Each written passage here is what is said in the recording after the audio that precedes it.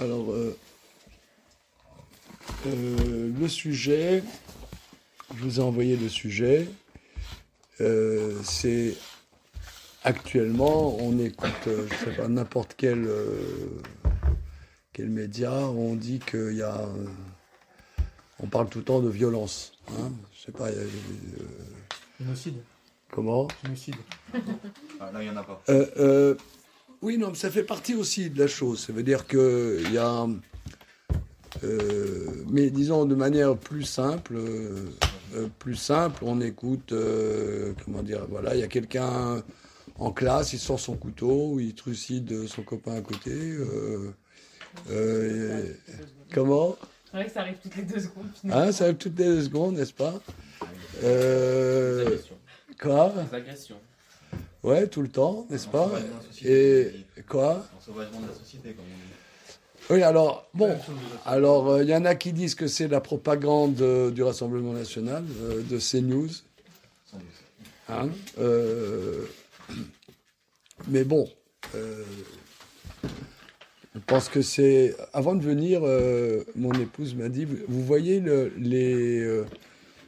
les spams de Temu? Oui, Hein? c'est une malédiction.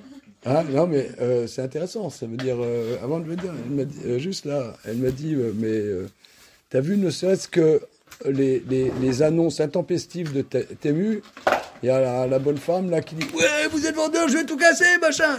Ça va, qu'est-ce qu'il y a? Qu'est-ce que tu... calme-toi, qu'est-ce que... Donc, disons, on crie sur la violence, mais on la crée de manière constante. Et ça m'a éveillé que j'ai jamais vraiment étudié le sujet de Caïn et Abel. Pourquoi? C'est un passage qui pour moi est très obscur, très fermé, et en vérité,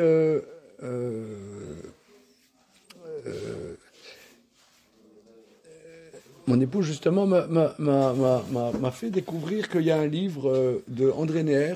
Vous avez entendu parler d'André Neher? Comment toi, tu t'as entendu parler d'André Neher? Quand même, wesh, c'est vrai, c'est vrai.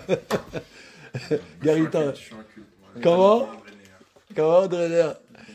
Alors... Un texte de lui à Taglit. Ah, ouais? Ouais, je sais pas. Ah d'accord, bon.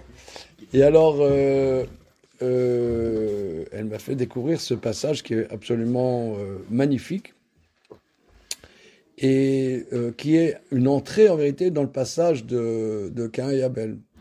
Alors, on va essayer de faire les versets. J'ai fait des photocopies.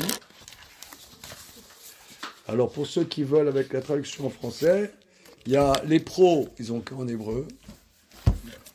Trouver les pros. Alors, il y a avec la traduction en français. Et il y a la traduction aussi de Rachi en français. Pour ceux qui veulent.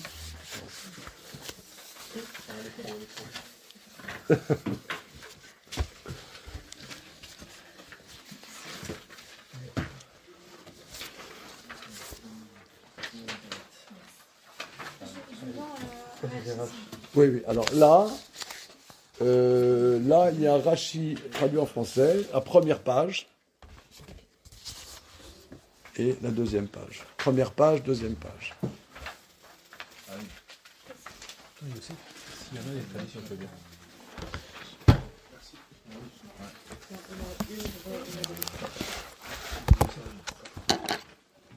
Alors c'est le chapitre 4.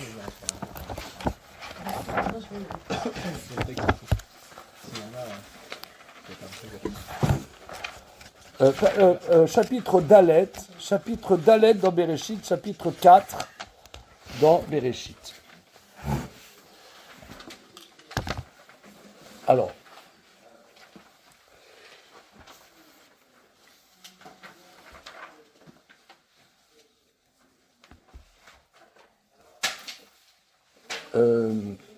voilà, au niveau du timing biblique, l'homme a été créé, l'homme qui était homme et femme, a été créé le vendredi.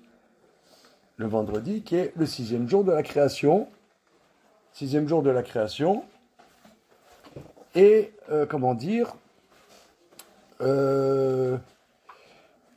et donc, l'homme qui était homme et femme était dans le jardin d'Éden. Dans le jardin d'Éden. Ok. Il y a eu l'ordre de ne pas manger du fruit de l'arbre qui est au milieu du jardin, etc. Ils ont mangé de ce fruit et ils ont été mis à la porte du jardin d'Éden. Ça, c'est le chapitre 3. Chapitre 3. Chapitre 4. Regardez le premier verset.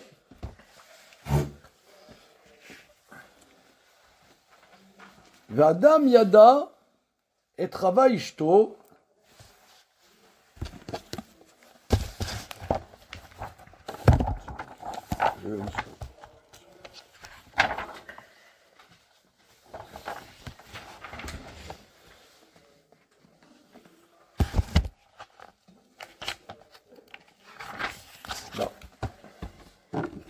V'adam yada et trava ishto v'ta'ar v'teled et Caïn v'tomer kaniti ish et Hashem. Alors, on va y aller doucement, on va découvrir les versets avec sûrement le commentaire de Rashi. Et l'homme a connu Chava, Ève, sa femme. Elle a été enceinte et elle mit au monde Caïn. Elle a dit, j'ai acquis un homme avec Dieu.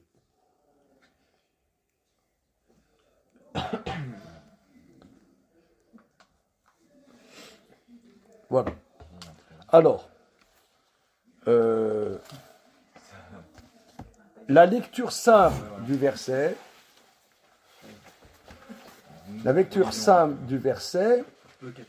qui est la lecture des chrétiens, c'est que l'homme et la femme ont eu des enfants après la faute, hein, quand on voit chronologiquement.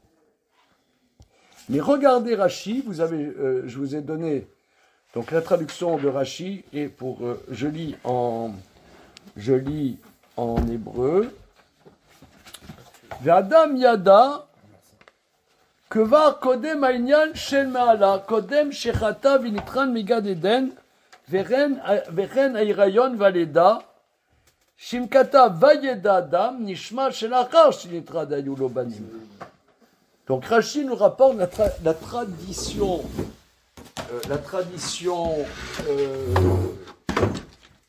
de la Torah Sheba'al-Pé,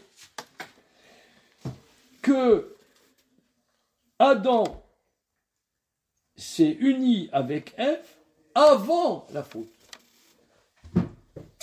Pourquoi? Parce que il y a une différence. Rashi nous dit, c'est écrit Adam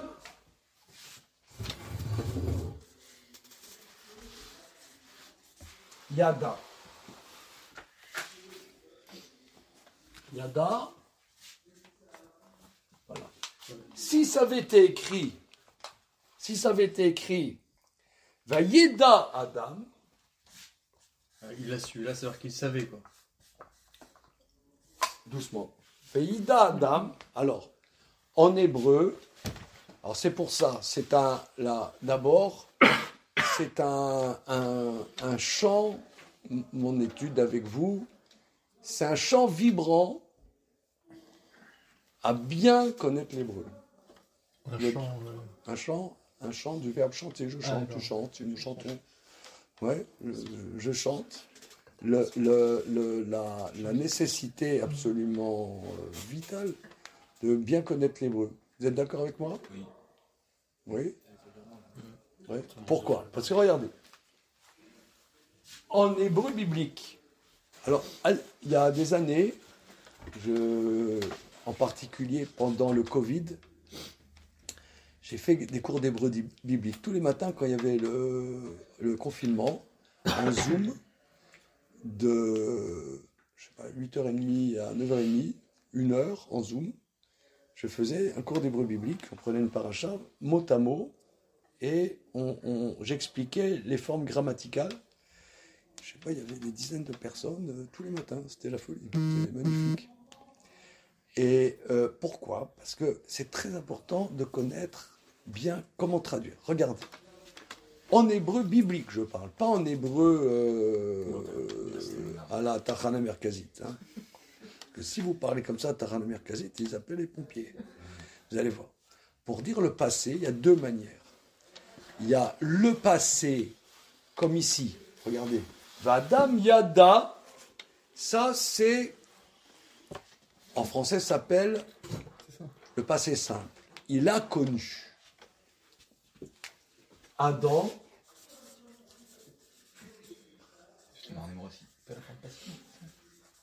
a connu Ève. Alors, a connu, c'est une manière de parler du rapport entre l'homme et la femme. Il a connu Ève. D'accord ? Bien. Mais, vous avez aussi le futur avec le vav conversif. Vous connaissez ça ? Oui. Alors, par exemple, Yeda, ça veut dire il connaîtra. Il connaîtra. Et le vav renverse le futur en passé. Mais, ça veut dire, Vayeda, ça c'est ça. Et Vayeda, ça c'est Adam, connu. Ça c'est le passé simple. On dit connu ? Oui. Connu, Ève. En français, quelle est la différence entre inconnu et connu ? Ah, c'est-à-dire qu'il y en a un qui est encore d'actualité quand il le... Non, genre... Si, c'est ça. Comment ? Non. Si, c'est ça. C'est sûr. Quoi ? Ah, il y en a un, c'est encore d'actualité, et l'autre, c'était que à l'époque. Le passé simple, il est révolu. Il n'existe plus aujourd'hui. Alors que le passé composé, c'est encore d'actualité aujourd'hui. Non, pas. Non. C'est sûr ? Non, Non, inconnu, c'est sur un temps. non, C'est sur une connaissait. période. Ah, connaissez l'imparfait. Connaissait, ça oui. c'est l'imparfait. L'un est sur le- C'est l'imparfait. Imparfait, c'est L'imparfait, pas c'est sur le terminé. présent, c'est pas terminé. C'est connu Mais- à l'époque, c'est un temps, Ouais, c'est un c'est moment. Voilà. Il a connu, c'est pendant un temps. C'est sur Alors. une période. Alors, Ah, ok. regardez. Connu, c'est plus court. Regardez. Il y a le passé du récit.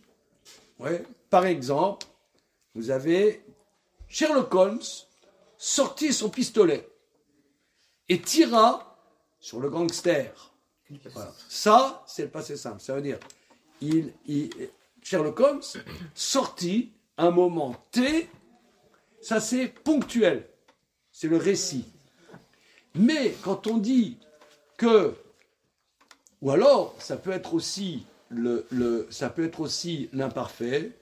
L'imparfait, par exemple, on va dire Sherlock Holmes tirait son revolver tous les vendredis matins. Donc ça, c'est quelque chose de continu, mais il a tiré, c'est très vieux. Il a tiré, ça veut dire c'était autrefois. C'est autrefois. Le yada, c'est-à-dire c'est un parfait absolu, c'est un passé absolu. C'est un passé qui il a connu en un temps qui n'est pas un temps du récit. C'est pas le récit. Il a connu, on ne sait pas exactement quand. C'est pas un récit. Si c'eût été un passé simple, c'est-à-dire le passé simple en hébreu, c'est le futur avec le vav conversif. Si c'est un passé simple, ça veut dire on est dans un récit. Rachid nous dit Vadam Yada. Adam a connu, on ne sait pas exactement quand, mais c'est pas un récit. Il a connu dans un temps, on ne sait pas exactement lequel. C'est pas la suite du récit. C'est une rupture. Quand la tradition nous dit avant ce qui s'est passé dans le chapitre 3. Donc ici, c'est une révolution en vérité, ce que nous rapporte Rachi. C'est-à-dire que la lecture simple, si vous voulez, la lecture bébé, si on peut s'exprimer ainsi, nous ferait dire que la relation intime entre Adam et Ève est liée à la faute. C'est ce que les chrétiens disent, n'est-ce pas ? Hein ? Voilà. Comment ? Parce qu'il y a la faute originelle. Voilà. Mais nous, dans notre tradition, c'est pas du tout comme ça. Bien au contraire, Bien au contraire, Rachi nous dit que la conception et la naissance de Caïn et Abel est dans le jardin d'Éden. Donc ça, c'est complètement... ça va nous interroger, parce que c'est pas du tout lié à une faute quelconque. C'est pas lié du tout à une faute quelconque. Donc ça, vous voyez, ici, on voit d'ailleurs, ici, l'importance absolument vitale du commentaire de Rachi. Rachi nous dit, attention, Caïn et Abel ont été conçus et sont nés dans le jardin d'Éden. Ça n'a rien à voir avec la faute. Donc, quand on va voir que Caïn, il va trucider son frère, c'est pas parce qu'ils sont maudits, si vous voulez. Donc, ça va être beaucoup plus compliqué. Il va falloir, là, se poser la question, mais comment ces êtres parfaits, on va dire, voilà, lui, il a tué son frère parce qu'ils ont grandi dans la zone... ils sont incultes, leur grand frère est dealer, leur petite sœur fait le trottoir, donc c'est normal qu'ils soient dans la violence. Pas du tout. Pas du tout. Là, ici, on est dans les meilleures conditions possibles. Ils sont conçus et nés dans le jardin d'Éden. C'est ce que Rachi nous dit. Hein. C'est quoi en fait le point grammatical que Rachi...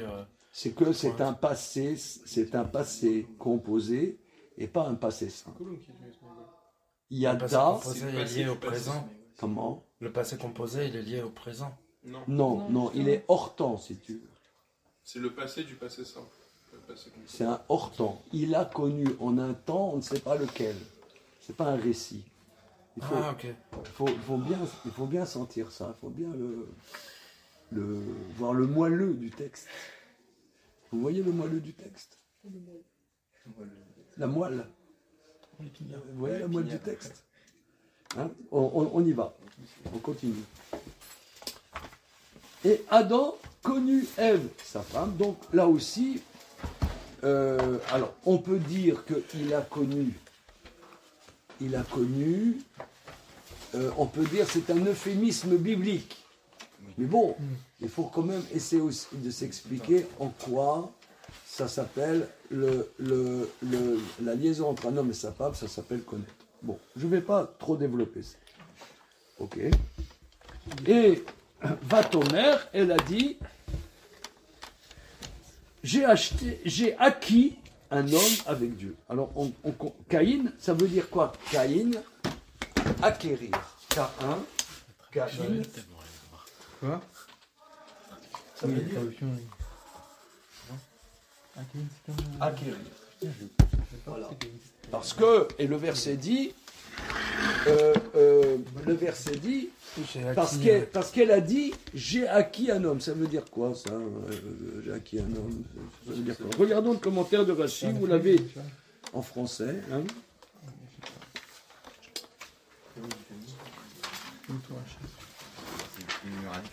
Caïn, Rachi nous dit, Caïn, c'est quoi? C'est l'enchasse de Kinyan.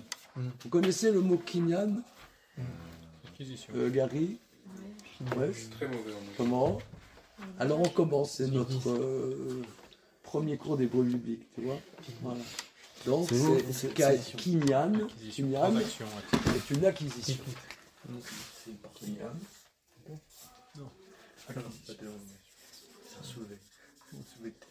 Qu'est-ce que ça vient faire ici, le terme acquisition? Regardons le commentaire de Rachi. Kaniti est Hachem avec Dieu. J'ai acquis un homme avec Dieu. Keshebaraoti vetishi, ou le vado baranu.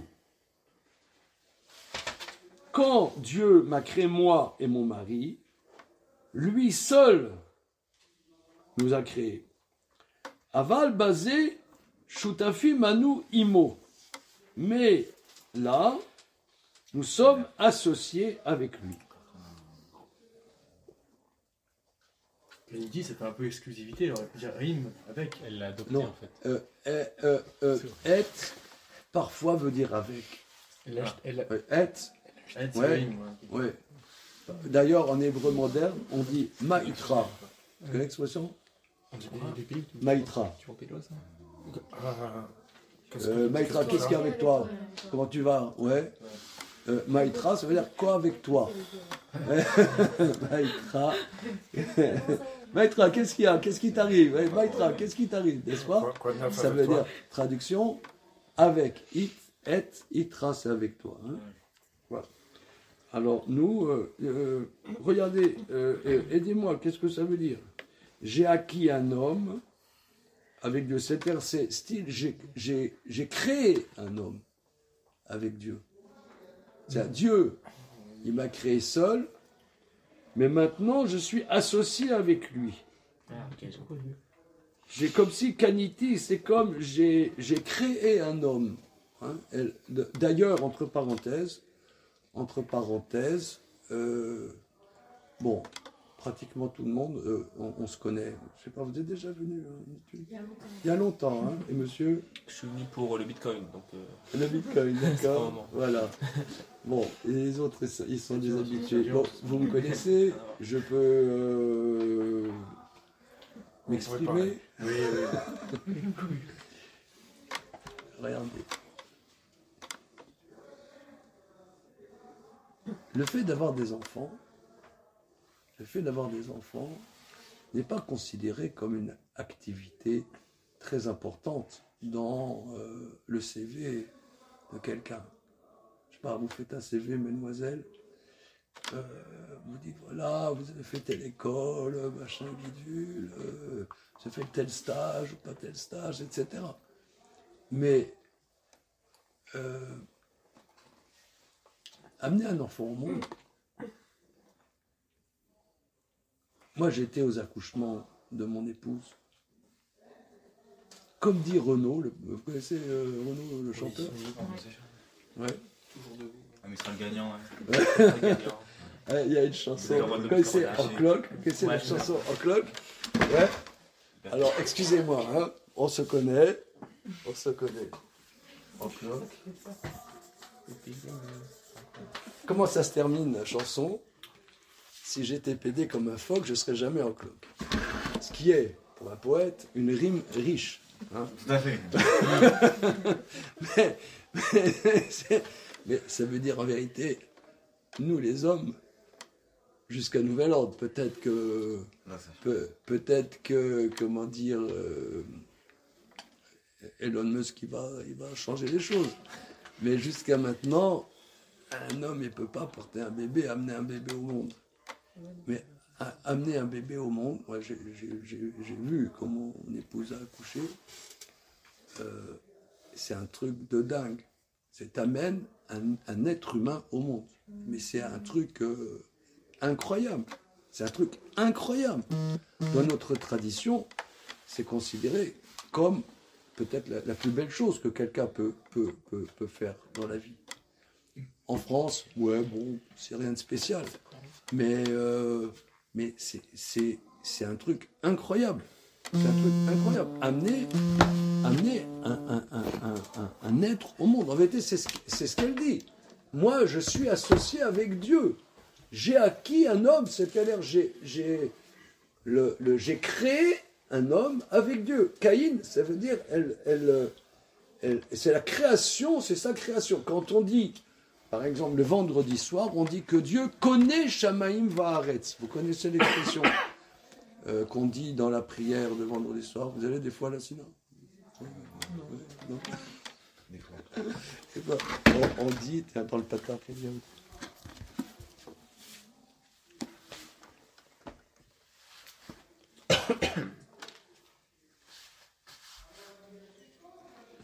après la prière de vendredi soir,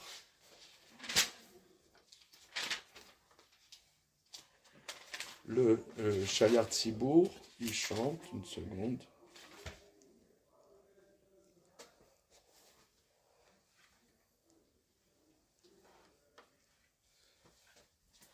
El Elyon Kodesh Vashomim Va'arem Magen Avot Bidvaro Mechayim Ekim B'Ma'amaro, etc.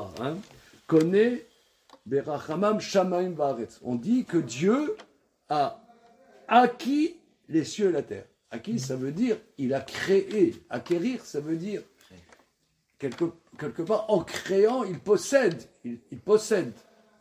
Donc très fort, genre elle a son patrimoine, une partie du potentiel créatif du monde. Elle se revendique comme une créatrice, quand elle dit. Une créatrice, c'est ça. Donc Caïn, c'est la... quelque part, c'est le chef-d'œuvre de sa mère. Hein. Je laisse aux psychanalystes aussi à méditer là-dessus. Mais que Caïn, ça veut dire, c'est l'œuvre. L'œuvre. C'est la première qui fait le pont entre Dieu et sa matrice. C'est elle. Comment ? C'est elle, c'est la première, c'est elle qui fait le pont entre Dieu et sa matrice. C'est-à-dire, avant qu'Abraham il fasse une rencontre, une recherche et s'accorde d'une autre nature, c'est la première, elle, qui crée un pont avec le bon Dieu. Quoi. Avec Hachem. Ouais. Absolument. Elle se rend compte qu'elle est associée à Dieu dans la création. Et dans la création. C'est ce que Rachid dit. C'est Kaniti Ish. J'ai créé un homme avec Dieu. Voilà. Donc c'est un pouvoir quelque part qui est incroyable. Je trouve que c'est dingue qu'elle se rend compte que c'est avec Dieu. Parce que elle aurait pu se dire qu'elle va avec Adam, son homme, et ben elle aurait pu se dire ouais ben c'est moi et Adam qui ont créé Caïn. C'est Dieu on l'a pas vu. Oui, alors regardez, comme la plupart des gens qui aujourd'hui sont athées. Ce que dit Raviv est intéressant. Ouais, c'est moi et ma femme, ou la femme elle dit c'est moi et mon mari, on s'est accouplé et on a fait notre enfant. Oui. Alors, qu'est-ce que vous dites de ça, de cette remarque? Il fait pas grand chose l'homme. C'est 5 minutes d'action et 9 mois à porter pour la femme, et qui est plus compliqué, et surtout les derniers instants où il faut accoucher, quoi. Donc c'est là où ça passe par l'action de Dieu, parce qu'en plus j'imagine que, bon, sur les textes bibliques d'autant plus, mais qu'à l'époque où il n'y avait pas la péridurale. Oui, c'est ça. Il y avait j'imagine beaucoup de morts voilà. Donc, je reprends ce que tu dis, Gary. Ça veut dire que si on regarde de manière simple, très simple les choses, on se rend compte que nous, les humains, on a fait très peu de choses pour amener un être humain sur Terre.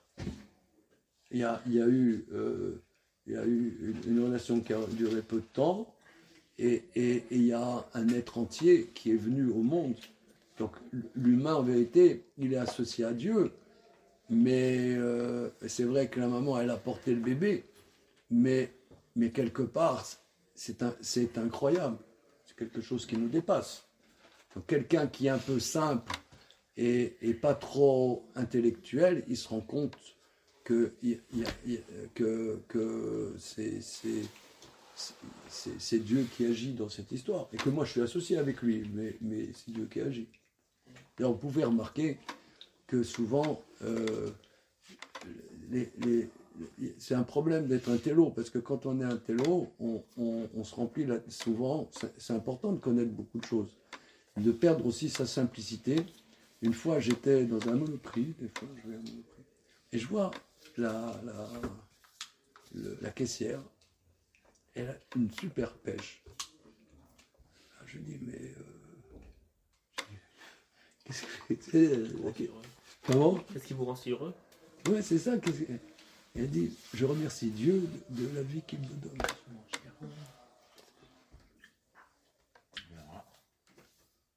Et c'était une arabe, quoi. C'est incroyable. Non, mais c'est incroyable. C'est extraordinaire de percevoir ça. C'est beau. C'est beau. La vie qu'on a, quelque part, elle nous dépasse. Donc elle le perçoit. Continuons. Verset bête. Vatosef laledet et achiv, et avel, vaï evel roetson, ve Caïn aya oved adama.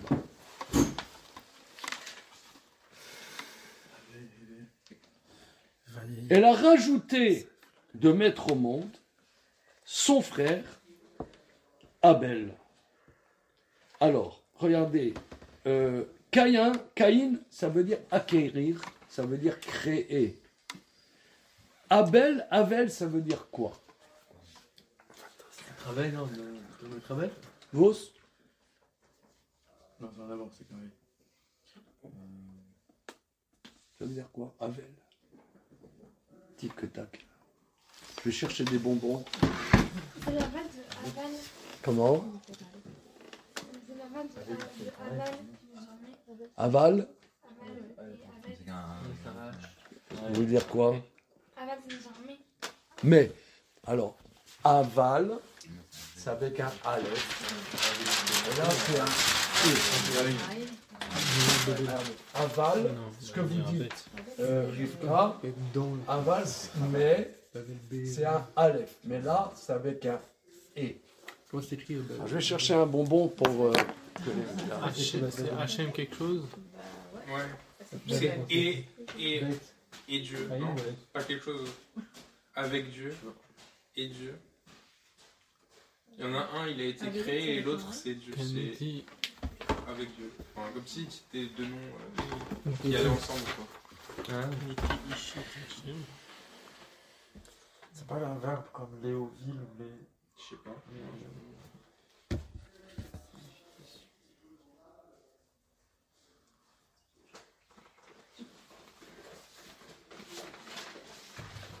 Nous, alors, les stars, là, ça veut dire quoi? Et toi, il a regardé sur Google. Attends, tu triches, là. Non. Ça veut dire quoi? Souffle. Quoi? Souffle. Celui qui mène. T'as regardé? Non. Comment ça, j'ai Ça regardé? m'a fait penser au verbe. Non, mais Léoville, non, laissez celui qui mène. les trucs. Non, c'est pas du jeu.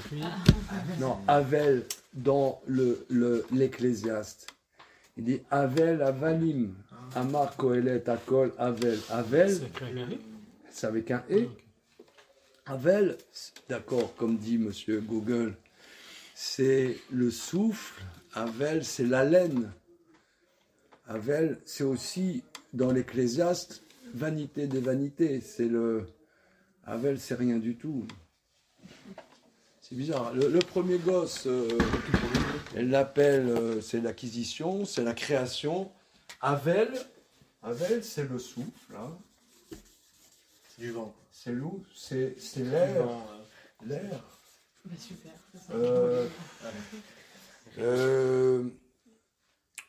C'est aussi, comment dire, le rien.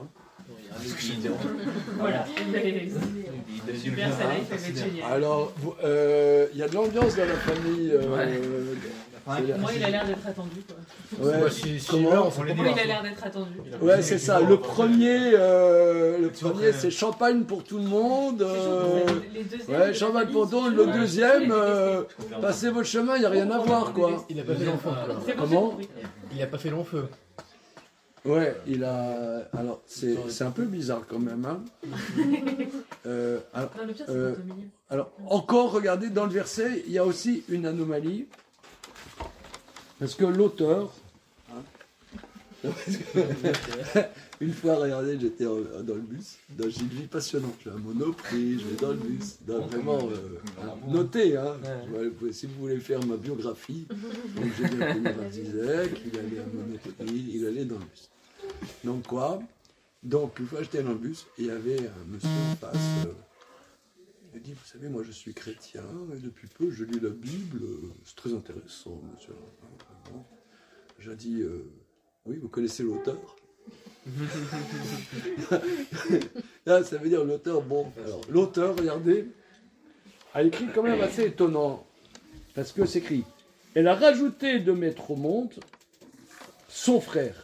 Et arrive, et avel. Vous voyez le mot et. Et. Alors, on sait que dans l'hébreu biblique, le mot « et » est le signe du complément d'objet direct. COD. Le COD est introduit dans la Torah, dans le Tanakh, par le mot « et ». Mais aussi, ça vient rajouter quelque chose. Elle a mis au monde son frère Abel. C'est écrit 2 fois. Rachi relève qu'en même temps, il y avait... Elle a mis au monde des filles. Elle a mis au monde des filles. Donc elle a mis au monde 2 filles. Voilà. Vayehi Evel Roetson. Evel fut berger de moutons et Caïn était travailleur de la terre. Alors là, ici, il y a une différence très très importante dans l'humanité, c'est les sédentaires et les pasteurs et les sédentaires. Pasteurs et sédentaires. Ça veut dire un berger. Voilà. Ah. Les Pasteurs et sédentaires. Chasseurs-cueilleurs. comment? Les chasseurs et les Non, non pas chasseurs-cueilleurs. Ça c'est néandertalien, mais non. Laisse ton portable, tu me Parce feras que plaisir. le pasteur, il est sédentaire un peu, non? Non. Tu as les bergers. Tu as, regarde, tu as les nomades, on pourrait dire. Oui. Les nomades et les sédentaires. Ah, voilà. Les nomades et sédentaires. Et c'est deux mentalités dans l'humanité très scindées. Et vous avez encore aujourd'hui, toujours quand il y a des guerres presque fratricides, des guerres civiles, par exemple, il y a 30 ans, il y avait une guerre civile dans l'ex-Yougoslavie entre les Bosniaques, les Croates et les Serbes. Parce que les Bosniaques, c'est des musulmans. Parce que là, dans les Balkans, il y a eu, au fil des siècles et des millénaires, des conquêtes des Turcs et des conquêtes des chrétiens. Donc c'est une terre, parfois tu as des peuples qui sont devenus musulmans, des peuples qui sont restés chrétiens, certains catholiques, d'autres orthodoxes. Et la guerre qu'il y a eu il y a 30 ans dans l'ex-Yougoslavie, c'était les sédentaires contre les nomades, les bosniaques, qui sont musulmans. C'est des pasteurs, ils sont avec des troupeaux. Et là, c'est ce qu'on voit dans le verset, que Evel était berger de petit bétail, et Caïn, regardez, est Oved Adama. Oved Adama travaillait, il y a plusieurs mots pour dire travailler en hébreu, il y a un mot qui s'appelle avoda. Oui. D'ailleurs, autrefois, maintenant ça n'existe plus en Israël, le parti travailliste en Israël, ça s'appelait le parti Avoda.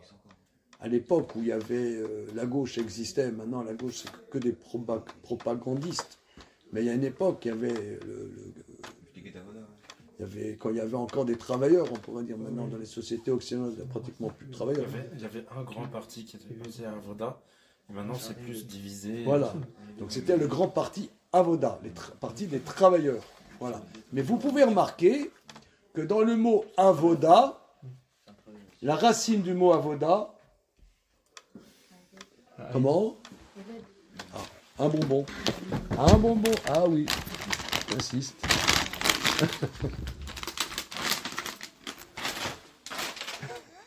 C'est que qu'un. Alors, oui, alors une seconde, ça veut dire quoi, Eved?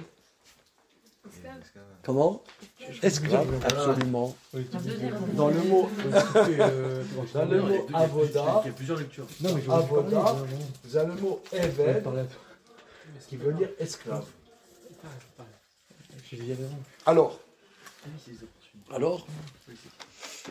il y a un très grand maître qui s'appelait Rabbi Yitzhak Avrabbanel.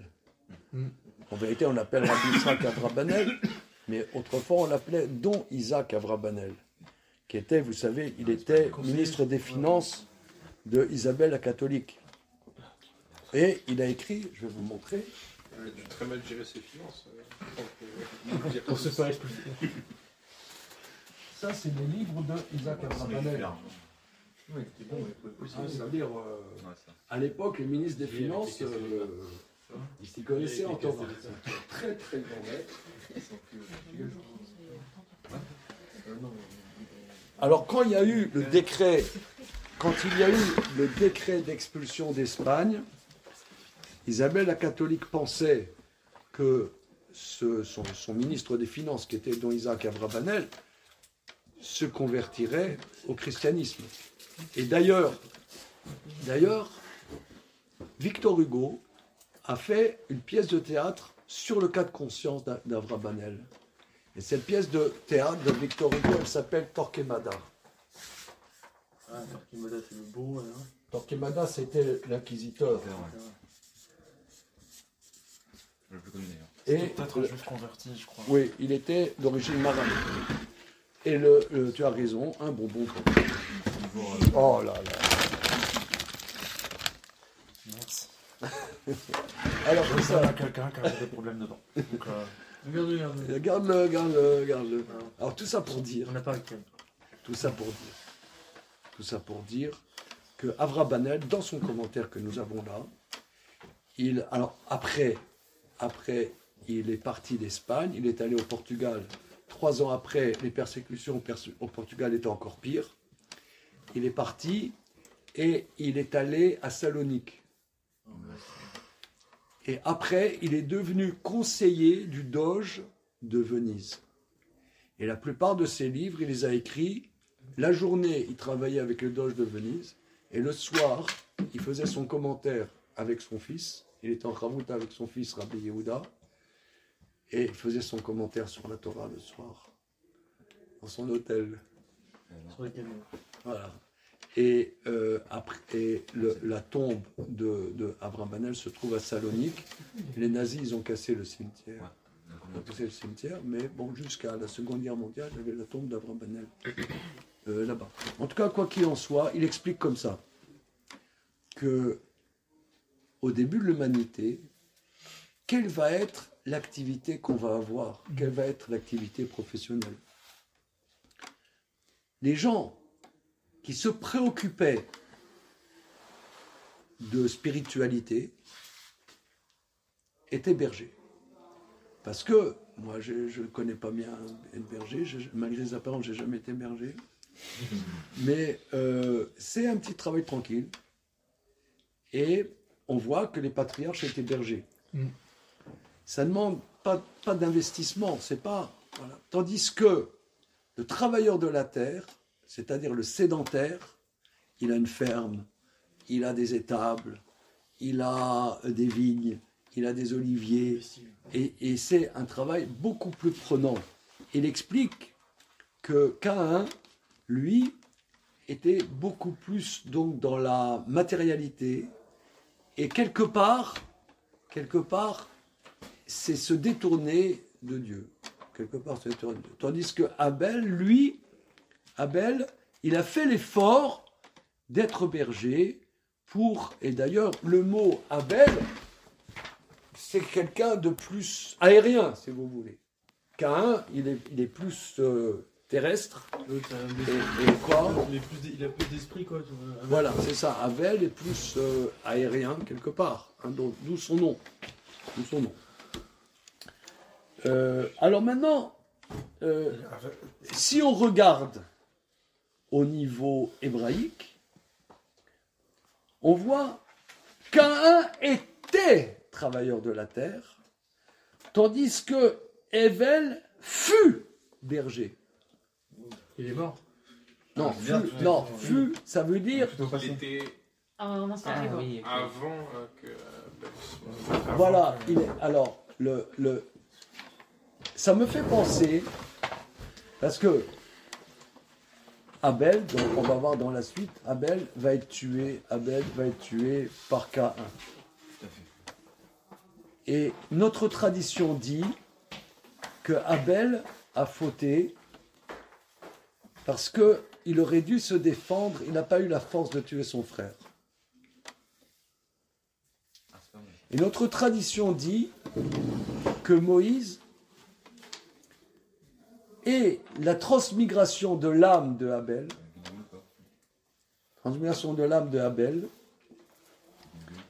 et qu'il a réparé la faute d'Abel quand il a tué l'Égyptien. L'Égyptien qui frappait un juif à mort, Moshe a sauvé ce juif en tuant l'Égyptien. Et notre tradition dit qu'il a réparé la faute d'Abel, et on voit que Moshe était berger. Alors, regardons dans les versets. Alors, vous n'avez pas le texte là, mais je vais vous lire, je vais vous le lire. Au début de Shemot, j'ai entendu dire que c'était la Neshama de Caïn. Que Moshe c'était la celle de Caïn. Non, traditionnellement, c'est la... Yétro et la Neshama de Caïn. D'accord. Mais Moshe, c'est la Neshama de Abel. Regardez, enfin pour ceux qui ont un Chumash, regardez dans Shemot.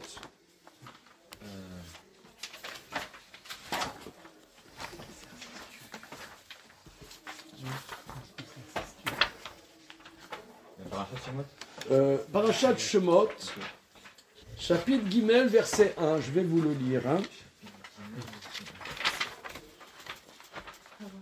Ou Moshe aya roé et son yetro. Chotno, Cohen, Midian. Avant, c'était quoi? C'est pas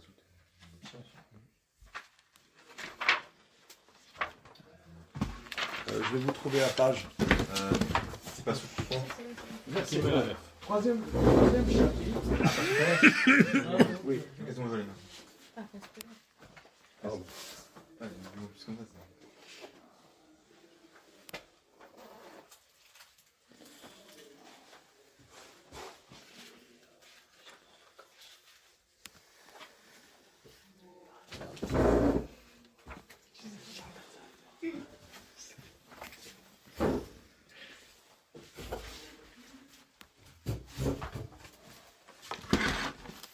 Verset Ou Moshe aya roé et son yetro chotno. Moshe était berger du troupeau des moutons de son beau-père. Regardez, le verset dit Moshe aya roé.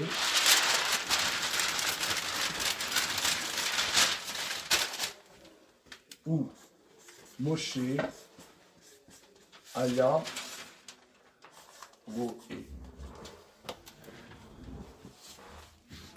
Moshe était berger. Et ici s'écrit Va Yehi Evel Ro et Son Ve Caïn Aya Oved Adama. Tout à l'heure, on a vu qu'il y a une différence entre le passé simple et le passé composé.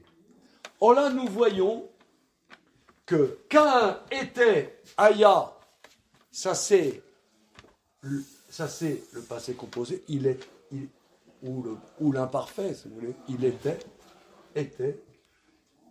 Caïn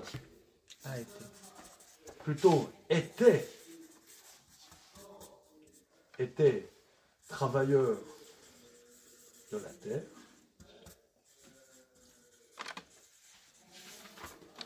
Et Evel fut berger. Evel fut berger. Pas comme si c'était pas une... Pourquoi on ne dit pas il était berger? Parce que c'était une... Or, Moshe dit était berger. Oui, mais parce qu'il fallait d'abord que Evel devienne pour que Moshe puisse être. Non. Qu'est-ce que tu veux dire? Non, ça veut dire, ce que je veux dire, c'est que, comme on dit, vous avez dit qu'il y a une différence de nature entre les deux frères, sur leurs conditions. Il y a peut-être une des deux conditions qui n'est pas propre à la terre, à ce qui est propre à nous, organique, comme était Caïn, mais qui demande une recherche de soi, qui demande à le devenir, pas à être. C'est ça. C'est ce que Evel est, c'est ce que Evel il le devient. Ouais. Et après, vous voyez la différence? Non, je vois pas. C'est votre avis. Vous voyez la différence? C'est-à-dire qu'on dirait que Evel a fait l'effort d'être berger. Il n'était pas. Moshe était berger. Il était. Le Midrash explique. Sa nature était d'être berger. D'ailleurs, on voit, il a été testé dans le fait de s'occuper des troupeaux. C'est comme ça, après, il s'occupait des enfants d'Israël. Il s'occupait des uns et des autres. Parce que les troupeaux, comme ça les sages disent, tu dois bien t'occuper de chaque animal, sinon il crève. Tu dois très très attentionner. J'ai un copain, il s'occupe en Normandie d'un haras. Des chevaux. De chevaux. Et surtout des poulains. Ils élèvent des poulains. Il m'a dit, les poulains, si tu t'occupes pas des poulains de mal intentionnés, ils meurent. Tu vas t'en occuper comme ton bébé, tu vois. Et alors, c'est-à-dire même la nuit, il faut. Oui, le poulain il dort pas bien, il faut que tu sois là, tu lui chantes une chanson. J'ai connu j'ai vu une vidéo une fois d'un agriculteur qui avait des vaches. Il répondait dans sa vidéo à un politicien ou à un journaliste qui avait fait une remarque pas très, assez un peu péjorative, je sais plus laquelle. Et il a dit dans sa vidéo à ce journaliste, ben tiens, tu vois, moi je m'occupe des vaches pour donner du lait aux Français, tu vois. Là, il est 3h du matin, je vais voir ma vache pour qu'elle fasse son rot à 3h du matin et je vais l'aider à survivre comme ça. Ouais. Ça demande une grande attention.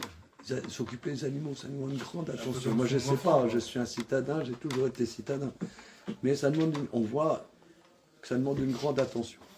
Donc, Moshe il était fondamentalement. Mais on voit ici, quand on regarde le verset, Vayi Evel, comme s'il n'était pas fondamentalement berger, mais il a fait l'effort d'être berger.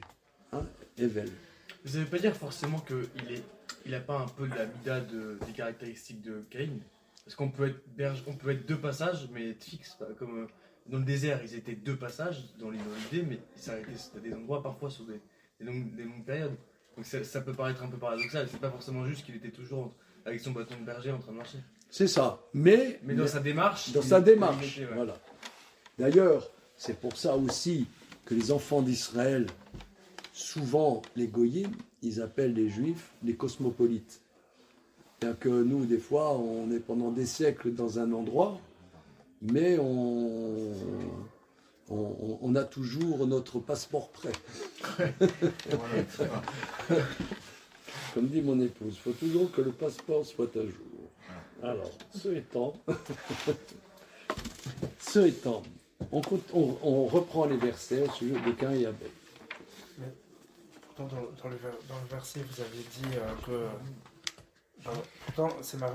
vous aviez dit que c'était Vayi Evel pour Evel. Oui.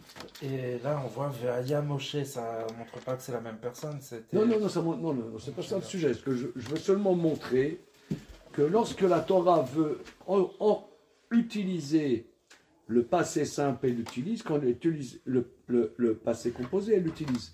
Alors là, tu vois que Caïn, c'est un passé composé, et Evel, c'est un passé simple. Il faut le remarquer. Vous voyez, il y a une signification. Donc c'est d'où mon chant vibrant que c'est hyper riche de pouvoir traduire bien les formes grammaticales, parce que après tous les commentateurs ne feront que développer ça. C'est déjà dans le texte. Continuons le verset 3. Vayehi miketz yamim vayave Caïn mi pri adama mincha lachem.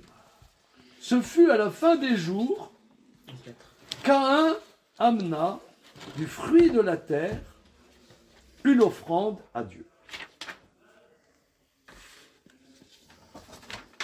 Alors, la première chose que nous voyons que les hommes qui sont nés de l'homme, hein, parce que Adam et Ève sont nés de Dieu, mais le premier humain qui est né, eh bien, la première chose que le verset nous dit, c'est qu'il offre une offrande à Dieu.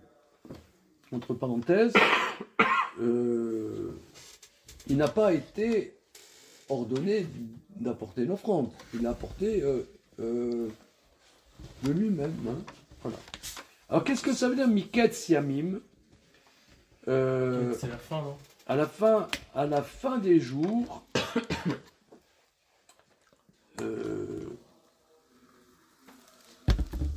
qu'est-ce que ça veut dire à la fin des jours? Vous remarquez que Rashi explique rien du tout.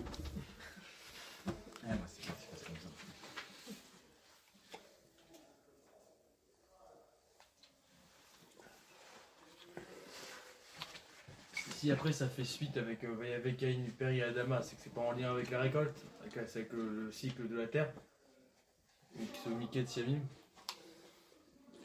Alors en tout cas, à la fin des jours, au niveau simple, on dirait que ça l'a pas pris tout de suite de faire une offrande à Dieu.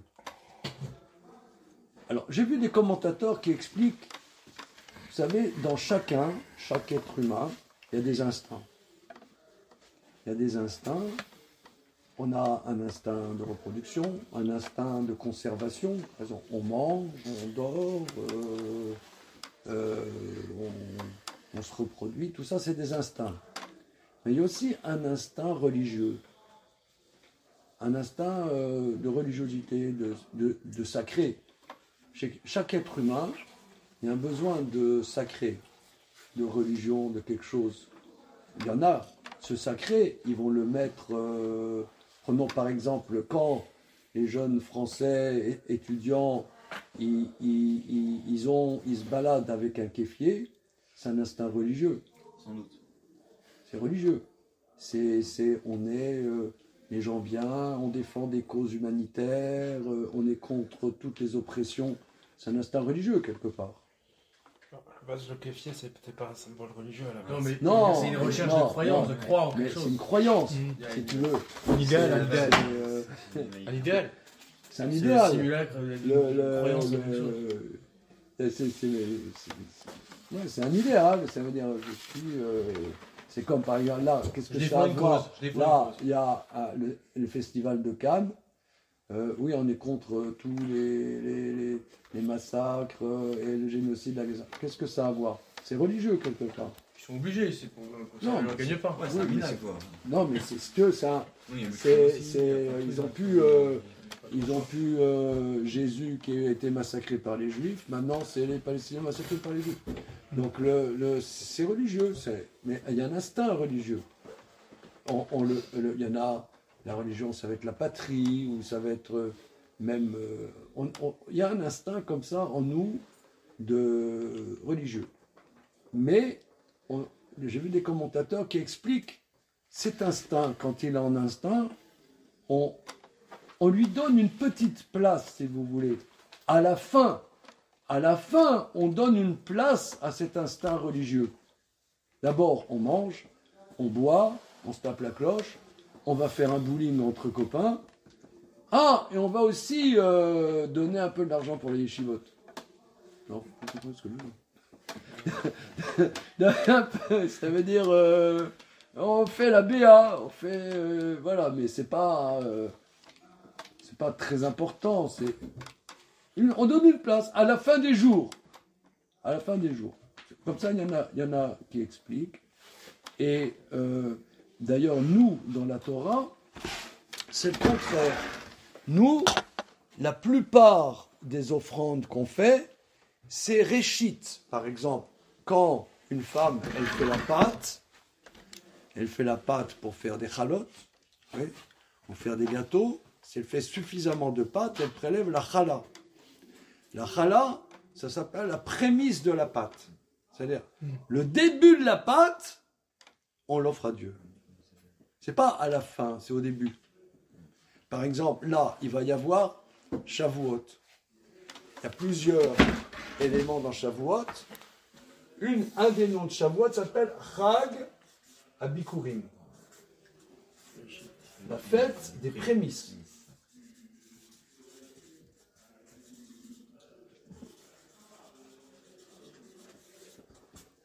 Oui. C'est 2 S ou un C? Comment un C, hein? C'est un C. C'est un C. Oh là là là là. Oh là là. Ça fait des prémices. D'accord? Bien. Ça veut dire, regardez, le printemps est bien avancé. Le mois de mai, comme la chanson, quand revient le temps des cerises. Ouais. Quand reviendra le temps des cerises. Voilà. Et en Eretz Israël, donc, il va y avoir les premiers fruits. Quand il y a le temple de Jérusalem, les premiers fruits, on les offre au Beth Amikdash. Ça s'appelle les bikurim. C'est le réchit.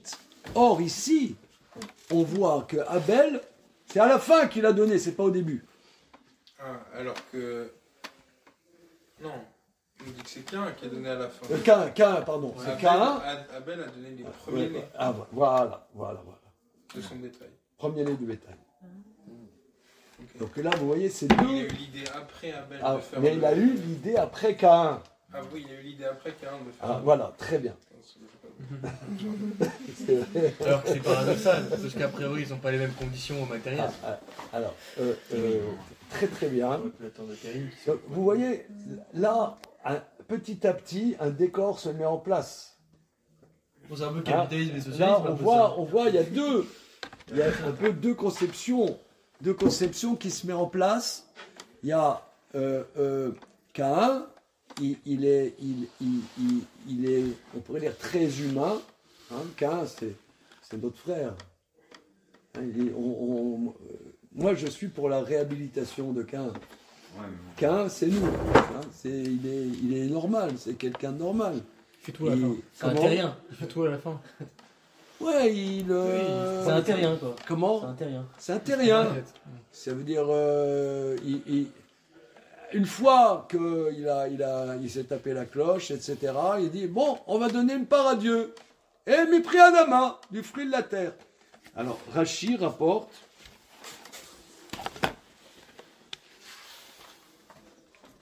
mépris Adama, minagarua.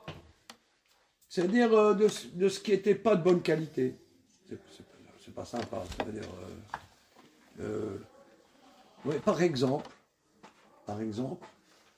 un Kohen, pour servir au temple, il ne faut pas qu'il ait de défaut physique. Un Kohen, par exemple, qui a une jambe plus grande que l'autre, ne peut pas faire les corbanotes au temple. Un Kohen, excusez-moi l'expression, qui a un œil crevé, il ne peut pas servir au temple. Il faut que ce soit des beaux gosses. Ben, alors, j'ai vu un commentaire, il explique, parce que s'il n'y avait pas ces limitations, au temple, il n'y aurait que les éclopés.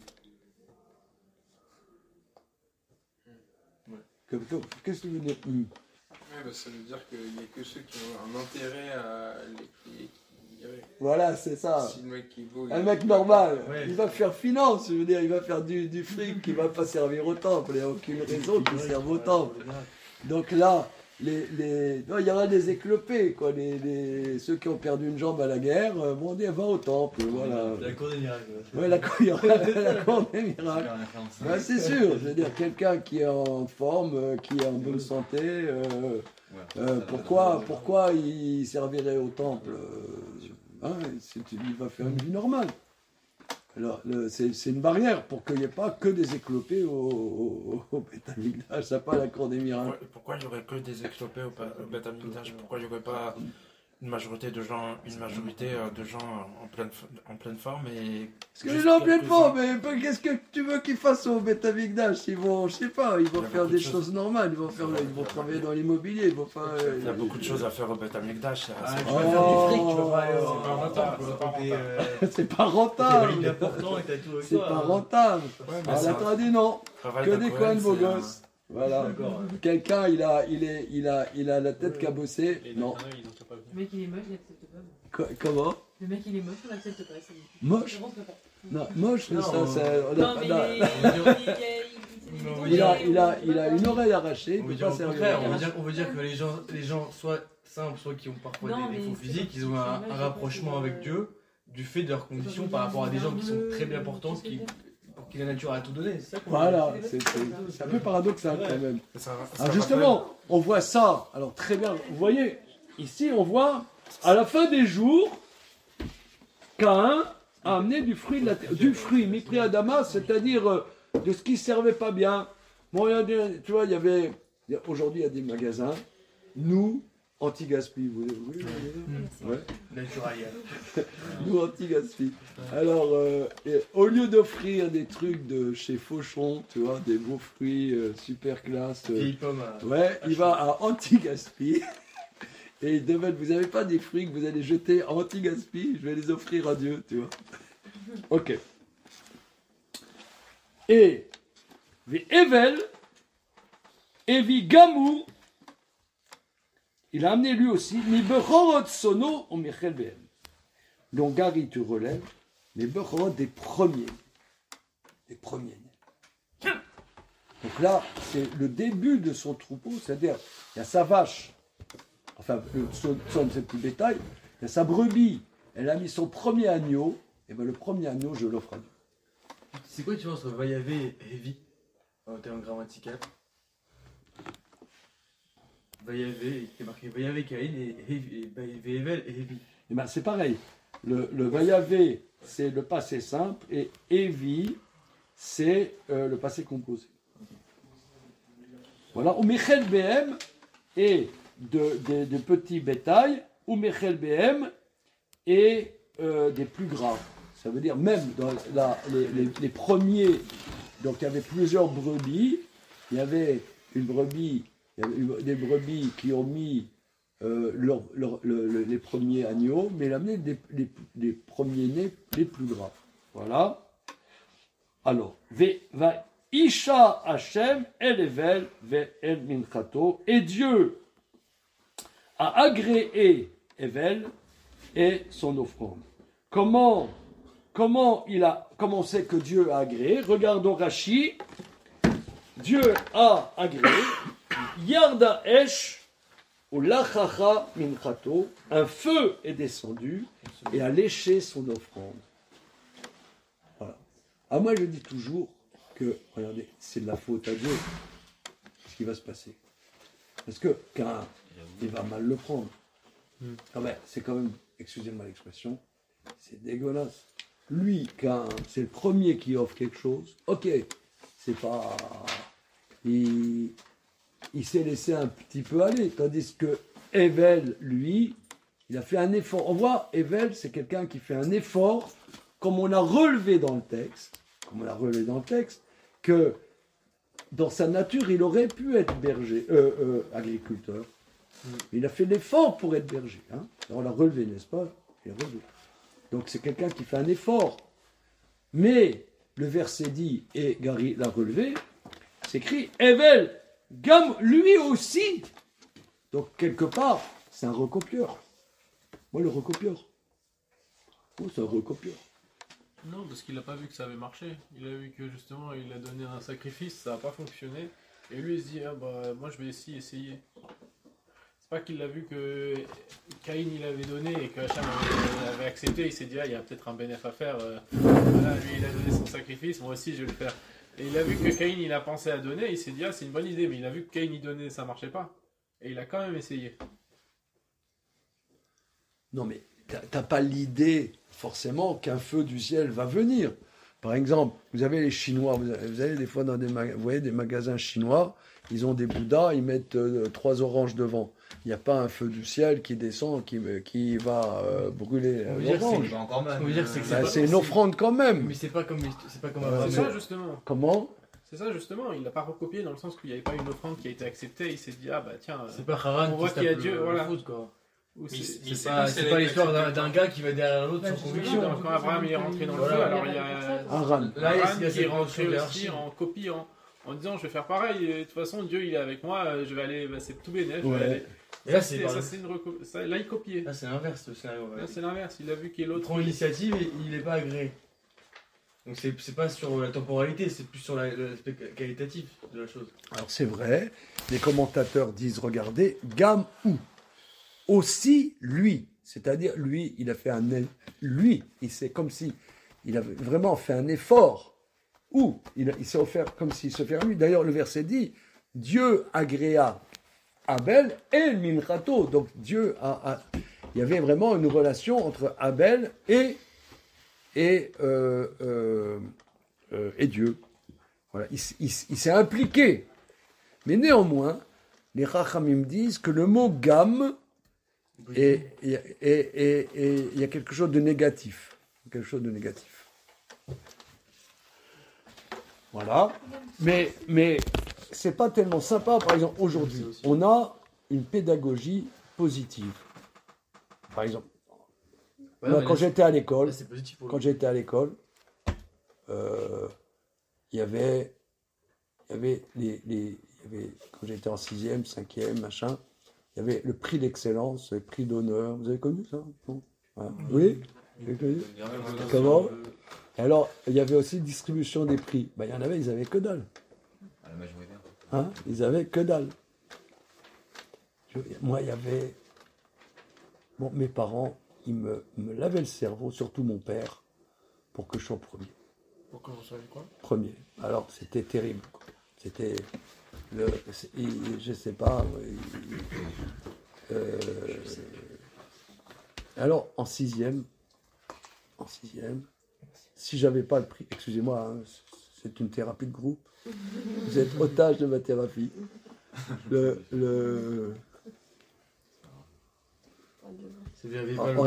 On était deux avec le prix d'excellence en 6e là-bas, dans mon bled à Nancy.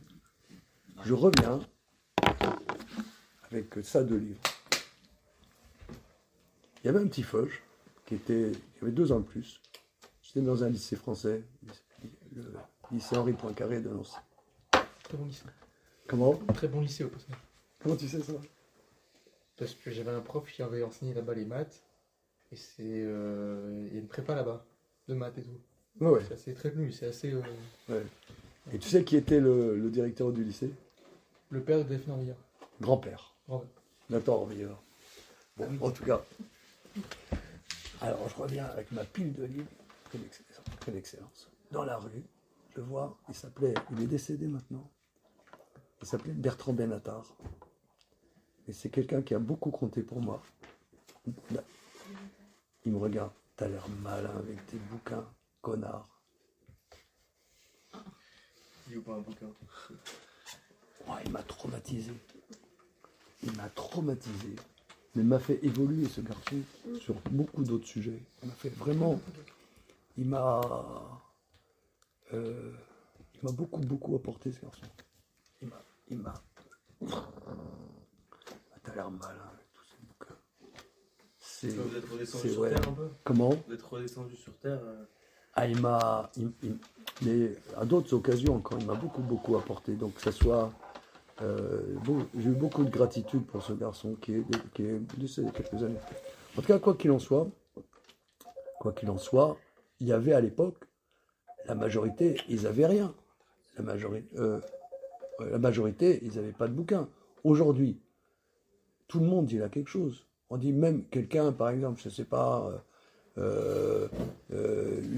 il réussit pas bien, c'est justement parce que il réussit pas bien parce qu'il est plus doué que les autres, c'est pour ça qu'il réussit pas bien.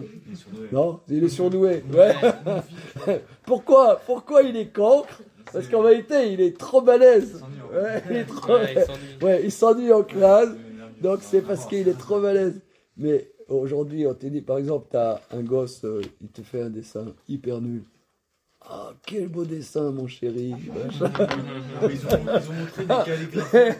Alors, mais pourquoi Kadosh Baruch Pourquoi à Kadosh Baruch il n'a pas fait Regarde. Comment dire, Caïn, t'as un grand potentiel, c'est extraordinaire. Ok, Abel c'est bien, mais j'agrée les deux. Comment? C'est un crime contre l'humanité. Et après, on va être étonné que Caïn, il bute son frère. Moi, si j'avais été à sa place, j'aurais buté mon frère. Mais pourquoi Caïn? Non, rappelle-moi ton prénom. Samuel. Samuel, non. Si on était à... Non. Non. Regarde, je vais te dire. Voilà. En toute simplicité, je vais dire, j'ai 7 fils. J'ai 7 fils. Si s'il y en a un que je shoot un chouïa de plus, c'est la guerre. La preuve, on voit bien que Joseph, c'était le chouchou de Jacob, et les autres, ils ont voulu le tuer. Ils ont voulu le tuer. Et c'était les meilleurs parents. C'était les patriarches. Jacob, Rachel, Léa, machin, c'est les grosses stars internationales. Hein? Mais c'est Dieu qui a commencé. Que Jacob, il se plante. Que Jacob, il se plante en privilégiant Joseph. Le Talmud, dans le traité Shabbat, dit, il ne faut pas le faire du tout comme a fait Joseph. Ok, mais là, c'est Dieu. Alors ça, c'est un truc. Que Bezrat Hashem, vous ayez des enfants. Vous allez faire comme Dieu. Mais est-ce que c'est pas forcément... Est-ce que vous avez un? Il y en a un. Voilà, regardez, il y en a machin, je sais pas moi, c'est Hanouka. Les enfants ont fait des dessins pour Hanouka. Alors, il y en a un, il fait un dessin, merde, ok. L'autre, oh mon chéri, qu'est-ce qu'il est beau ton dessin. Et l'autre, que dalle. Mais vous foutez votre famille en l'air. L'important c'est l'effort qu'il met dedans. Comment? L'important c'est l'effort qu'il met dans le dessin. S'il fait un dessin juste pour faire un dessin, alors même si c'est moche, il met beaucoup d'efforts à faire le dessin, bah c'est mieux. Ça dépend de l'effort qu'il met pour faire le dessin. L'envie qu'il a à faire ce dessin. Bah, ah ok, alors d'accord, il y en a un, il s'est hyper investi. Le résultat, moyen. Résultat moyen, d'accord. Mon chéri, j'ai adoré comme tu t'es... C'est adorable. Et l'autre, tu dis même rien du tout. Mais après, il va péter un câble. Il va péter un câble. Il dit, qu'est-ce que c'est ses parents? Après, il va faire 10 ans de psychanalyse. En fait, ce qui est terrible, c'est qu'on a l'impression que... C'est horrible. Non, mais je sais pas. Regardez, on lit les versets, mais on les lit simplement, sans théorie, simplement, humainement. C'est vachement pas évident. Il a plus le rôle d'un éducateur que d'un parent, de toute manière. Comment? Il a plus le rôle d'un éducateur que d'un parent. C'est lui qui donne la note et c'est pas celui qui va te dire que c'est bien. Dieu, tu veux dire? Dieu, c'est pas un parent. C'est pas un parent. C'est un prof. Il met la note. Il met la note. La note, elle est objective. Voilà. Et nos encouragements, comme tu veux. Oui, il fait preuve de... Ouais, mais regarde, mais dans la prière, dans la prière, on dit bien, Avinu Malkenu, que Dieu, on dit, c'est notre papa, machin. Je peux donner un exemple? Attends, excuse-moi, Youssef, tu voulais dire, excuse-moi tout de suite. J'ai l'impression qu'ici, on dresse vraiment un portrait des deux natures, comme vous dites, qui vont façonner un peu l'être humain. Sur on a dit la sédentarité et d'un autre côté l'aspect nomade quoi, des choses. Et fais-moi plaisir. Et j'ai l'impression que, et c'est paradoxal quand même, on pourrait dire mais voilà Caïn, il arrive à la fin de son cycle quoi, et il va donner, et de l'autre côté, l'autre aussi il amène, mais on a l'impression que Caïn il donne à l'émotion, c'est un impulsif, ça veut dire qu'il a donné quand il avait décidé de donner. Alors que Evel lui c'était pour lui raisonner qu'il fallait amener la chose.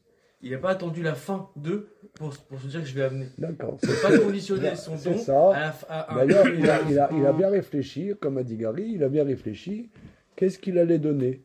Ok. Mais ne base pas qu'un comme ça. Lui, il met l'argent. Mais lui, un bonbon. Donne-lui un bonbon. Comment dire? Un prix de consolation.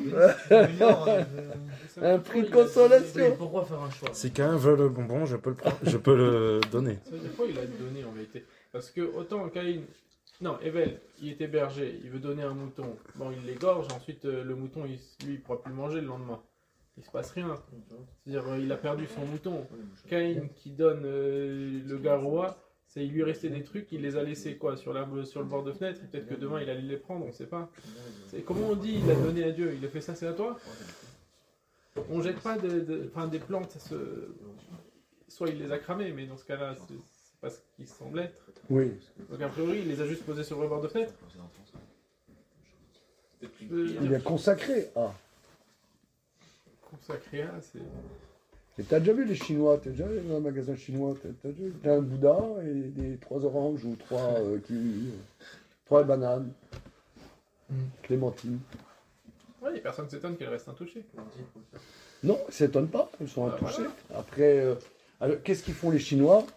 Alors, c'est un problème même à l'Afrique.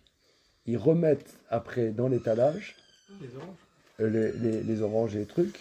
Et c'est un problème. Est-ce que c'est interdit toutes les oranges ou non? C'est exactement ce que je dis. Il les a posés sur le bord de fenêtre, on ne sait pas trop ce qu'il... Il a dit ouais, elles sont à Dieu. Et le lendemain, peut-être qu'il allait les manger. On ne sait pas à quel point il les avait... Enfin, c'est dur d'établir qu'il l'avait donné.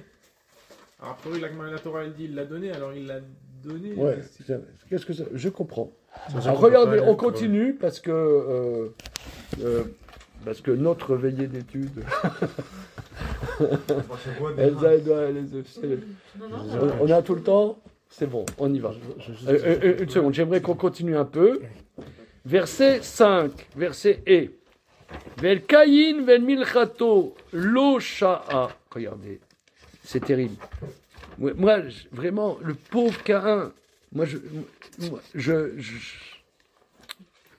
là, si on était au festival de Cannes, je demanderais qu'on fasse tous une standing ovation en l'honneur de Caïn, le pauvre laissé pour compte. Regardez le verset. Vaïsha Hashem el Evel vel minchato. Dieu agréa Evel et son offrande. Vel Caïn vel minchato lo sha'a. Et à Caïn, à son offrande, il n'a pas porté son attention. Ah. Vaïcha le Caïn meod, vaïplou padam. Ça a été pour Caïn une grosse colère et il a été déprimé. Vaïplou padam, son visage s'est défait. Ben nous on est comme ça. Moi je suis à la place de Caïn, je suis terrassé par la dureté. Verset Vav 6. Vayomer Hashem el Caïn, lama chara lar. Velama naflu paner. Dieu dit à Caïn, pourquoi prends-tu mal la chose et pourquoi ton visage est-il défait? Remarquez, les Rachamim disent que malgré tout, Caïn est un prophète. Dieu parle à Caïn. Ça veut dire, nous, vous êtes exceptionnels. Certains d'entre vous, la preuve que vous êtes exceptionnels, vous êtes à l'UEJF.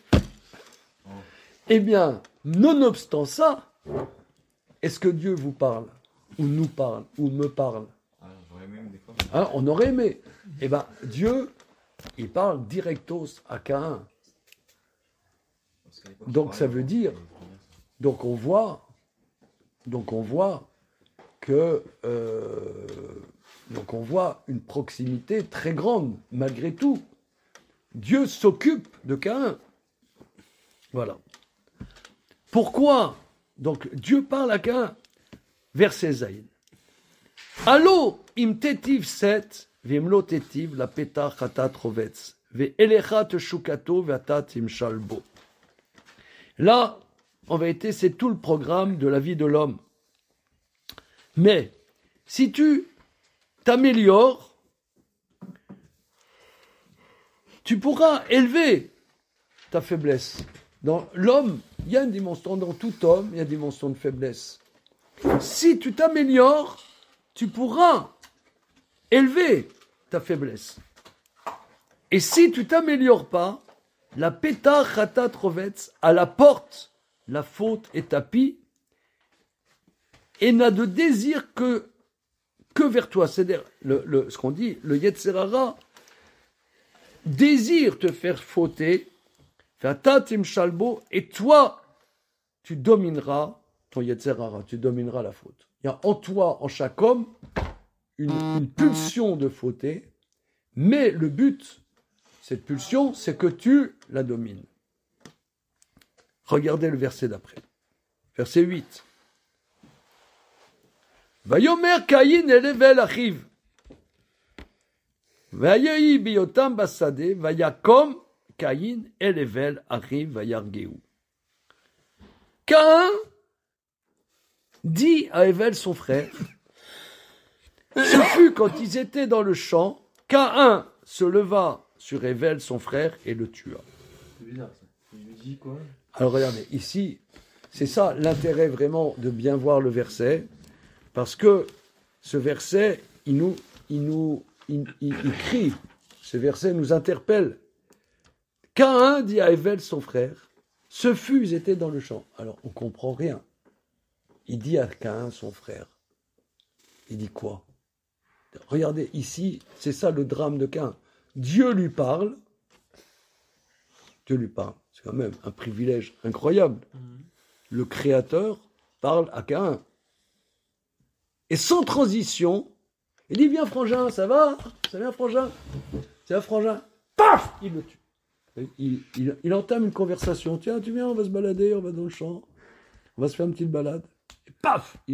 Regardez, c'est incroyable. C'est pas dit. Comment? C'est salaud quand même. C'est précédé d'un discours. Voilà, c'est précédé. Voilà, c'est pas un peu à froid. C'est pas que. C'est pas.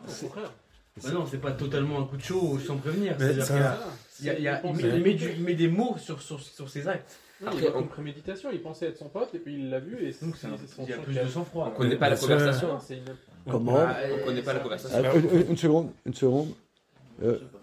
Toi tu dis, on sait pas. Est-ce qu'il y a une conversation? Qu'est-ce qu'il a dit? Hein, je reprends parce que là c'est vraiment, on est perplexe. Je reprends. Mais vous voyez, alors il va y avoir plein d'explications. D'ailleurs, Rashi, vous avez la traduction de Rashi sur le verset 8. Vayomer Caïn el Hevel achiv. Caïn parla Hevel son frère. Ce fut quand ils étaient dans le champ. Il parla. Il lui a dit quoi? Regardez Rashi, verset 8.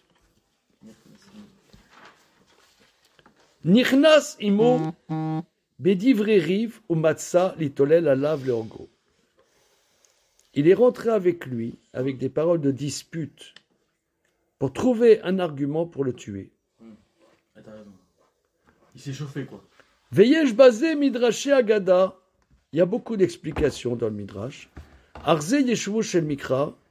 Mais ça, c'est le sens simple du verset. Moi, je ne dirais pas tout à fait comme Rashi. Moi, je dirais qu'il dit, viens mon frère, on va se faire une petite balade, toi, entre frères, wesh. Ouais. Et lorsque l'autre s'y attend le moins, paf, il le tue. Mais c'est super violent ce que dit Rashi. Rashi, il dit... Oui. Rashi, on entend de Rashi qu'il avait besoin du prétexte de se mettre en condition, mais que était déjà préétabli dans une partie de son cerveau qu'il voulait le tuer. Mais que pour que ça puisse avoir un effet, que ça se produise réellement, il fallait qu'il y ait un échange. Non. Il fallait qu'il y ait un début de quelque chose. Qu'il dispute. Alors, regardez, ici, c'est un passage, je vais vous dire, moi j'ai eu beaucoup de scrupules de voir ce passage. Je n'ai jamais enseigné ce passage. Ça, vous êtes mes cobayes là ce soir. Je n'ai jamais enseigné ce passage parce que pour moi il était trop difficile. Et il est encore trop difficile. J'ai du mal à rentrer dans ce passage parce que c'est trop énorme. Et là, donc dans ce livre que je vous conseille, s'appelle L'existence juive de André Neher, qui était dans les années 60, il était à Strasbourg, et c'est un de ceux qui ont réactualisé l'étude du Maharal de Prague. Il a beaucoup écrit sur le Maharal de Prague. Il a remis au goût du jour l'étude du Maharal. Et il y a un passage très très beau sur Caïn et Abel, entre autres. Hein, c'est un livre très important. Il dit que Dieu a dit à Adam et Ève, après la faute, que du fait de la faute, vous ne deviez pas fondamentalement mourir, mais du fait de la faute qu'un temps vous allez mourir. Or, la première personne qui est morte dans la Torah, c'est pas mort de vieillesse, c'est mort d'un meurtre, d'un assassinat. Donc là, il y a de quoi méditer, de quoi réfléchir. Ça veut dire, c'est pas, disons, moi je fais pas de politique et j'y connais rien et je veux pas rentrer là-dedans. Mais c'est pas parce que il y a l'immigration ou je sais pas quoi, l'humain, et il y a une dimension fondamentalement, terriblement violente dans l'humain. Oui.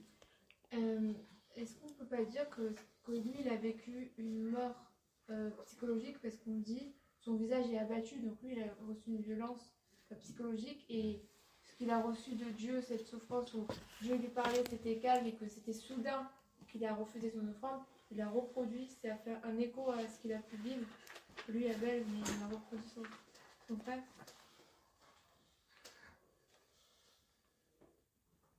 Je sais pas si c'est clair. C'est-à-dire que il a une honte, comme on dit, une honte, on dit c'est comme tuer, quoi. Ouais, c'est mort, Hein?